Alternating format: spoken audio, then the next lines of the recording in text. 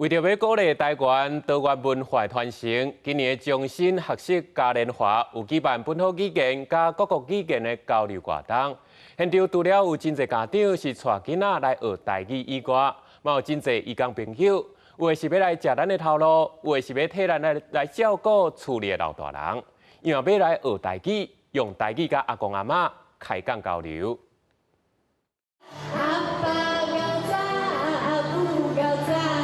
阿华老师用活泼的台语囡仔歌来甲现场的大小朋友拍招呼。哇，我是一只食旁边的鱼，哦，旁边有够好食。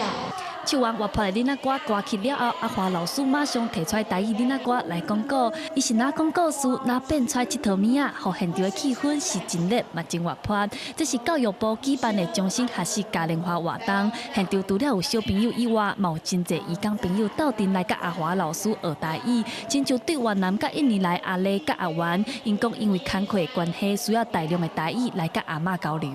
顾阿嬷阿嬷伊讲台语。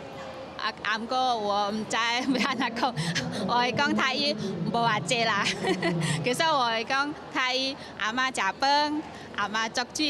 身为两位妈妈的阿华老师，伊嘛以自身甲囡仔讲台语的经验，鼓励厝内有囡仔的爸母会当教囡仔讲母语，除了会当传承台湾的母语文化以外，嘛会当互囡仔加一种语言能力。伊嘛建议想要学台语的大人甲囡仔，拢会当先对台语绘本甲台语囡仔歌来开始学习。你会当读册的时阵用台语甲伊讲，其实常常听，伊就是有翻译，伊就知影迄是啥物意思。所以讲故事甲听歌拢是足好的一个方法。